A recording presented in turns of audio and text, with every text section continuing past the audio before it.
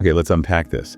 When you hear the name Benidorm, what immediately springs to mind for you? I mean, probably images of endless sun-drenched beaches. Yeah, beaches, maybe the bustling nightlife. Exactly, or that iconic skyline dotted with towering skyscrapers. It's got a very strong, almost singular identity in the popular imagination, doesn't it? It really does. But what's truly fascinating here is that while those vibrant images are, undeniably a huge part of what makes Benidorm tick, they honestly tell only a fraction of its incredible story. Oh, interesting. Yeah, so our mission today is to really dig into the true Benidorm, peeling back those layers of stereotype. We want to uncover its surprisingly rich history, its deep cultural pulse, and a truly unique approach to urban life, all drawn from the fantastic sources you've provided. Right. So we're going to explore how this Mediterranean hub transformed from, a humble fishing village into the complete multifaceted destination it is today. Sounds like there might be some aha moments you might not expect.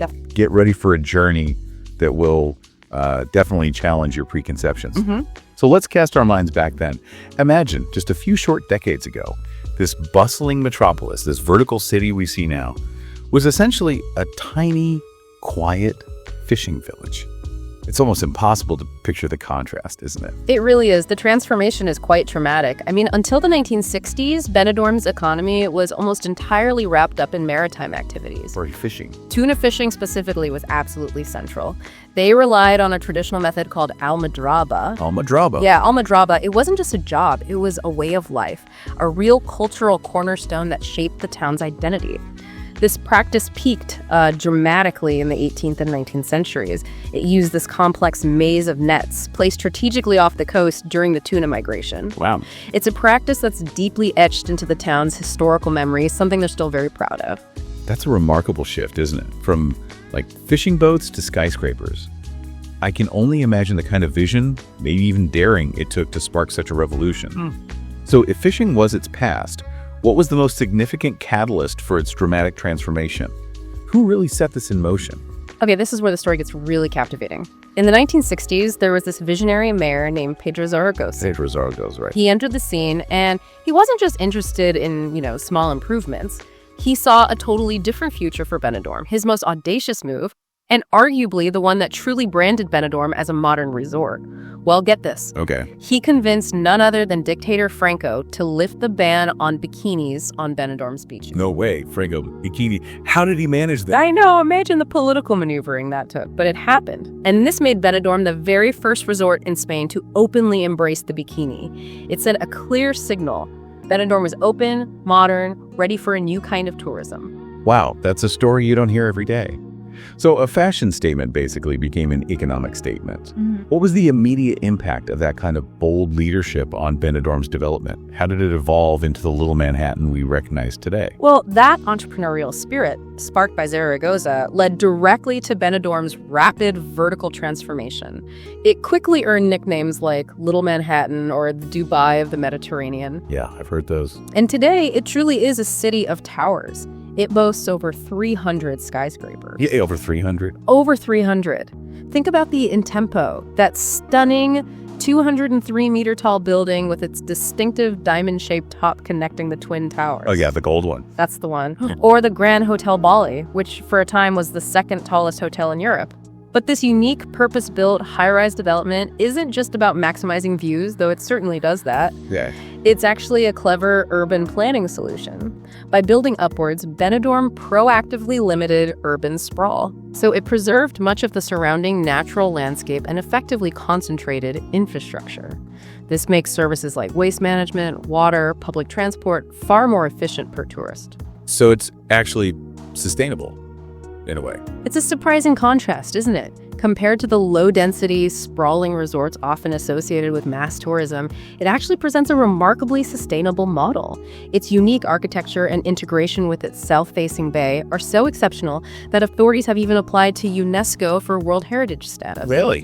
UNESCO? Yes, recognizing it as a pioneering example of urban planning for tourism. That's a fantastic point about sustainability, something often overlooked with vertical cities. So for you, our listener, someone planning a trip, or just curious about this unique destination, What's the practical impact of this carefully designed vertical city? Well, it means you're visiting a city specifically engineered for visitors, designed for comfort and accessibility. And it's blessed with one of Europe's most favorable climates. Seriously, even in the coldest months, January, February, daytime temperatures rarely drop below 12 degrees C, often feels much warmer. It creates that year-round appeal. Exactly. And here's a common myth debunked. The beautiful, soft golden sand along its extensive coastline, stretching for miles. It's 100% natural. Oh, I've heard the stories. Yeah. That it's imported from Morocco or somewhere. Yeah, everyone hears that. But it's simply not true. It's a natural gift. That's good to know. No need to feel guilty about the beach then. But okay, Benidorm is clearly so much more than its impressive skyline and sun-soaked shores. You mentioned this earlier. Beneath that very modern veneer lies a city with a deep soul, a rich tapestry of culture and history, just waiting for you to discover. Where do we begin to uncover that? Right. So stepping away from the modern skyline, the true soul of Benidorm, you'll find it in its old town, or Parte Viejo. Parte Viejo, got it. It's a delightful maze, really. Narrow cobblestone passageways lined with traditional whitewashed houses and shops. It leads you up towards the iconic sky blue domes of the 18th century Church of San Jaime and Santa Ana. The blue domes, very distinctive. Very. And inside, you'll find a revered statue of the Virgin of the Suffrage, Benidorm's patron saint. She's known for maritime miracles, supposedly. Maritime miracles. Fitting for a former fishing town. Precisely. She's central to the town's annual devotion and the vibrant celebrations held in her honor, connecting the city right back to its deep roots. And if you follow those windy streets, don't you eventually reach viewpoints like the Plaza del Castel or the Balcón del Mediterráneo? You do, yeah. And from there you get these absolutely breathtaking panoramic views, where the sparkling sea meets the horizon. You can literally see history etched into the landscape. Beautiful. Absolutely. And the Balcón del Mediterráneo, perched on that rocky outcrop, is actually where the original Castillo de Benidorm once stood. The castle is much of a left. Not a huge amount, mostly ruins now. But this raises an important question. How does a city with such rapid, modern development manage to preserve and showcase its ancient past? Yeah. How do they balance that? It's through dedicated efforts. While the castle itself is mostly ruins, ongoing archaeological work keeps revealing layers of medieval history. They have interpretive markers there that help visitors visualize its former glory as a stronghold, the conflicts it witnessed, its strategic importance. So you can still connect with that history. Definitely. And for an even deeper dive into local history, there's the Museo de la Boca del Calvari. It beautifully showcases the town's evolution through artifacts, old photographs, historical documents. Okay, so it's not just about what you see now, but what you can learn about what was. That's cool. And for art lovers, is there much beyond the history? Oh yeah, there's also a vibrant contemporary scene. You can visit the Casa Museo de Benidorm for modern Spanish art, or the Maritime Cultural Center. Which makes sense, given the history. Exactly. It does a fantastic job showcasing miniature ships and exhibitions celebrating the city's nautical heritage. But they've also embraced public art on a grand scale, really turning the city into a gallery. Like street art. Or something else. More like monumental sculptures, actually. Right now, there's a new exhibition called The Journey of Life by the acclaimed Costa Rican artist Jimenez de Heredia.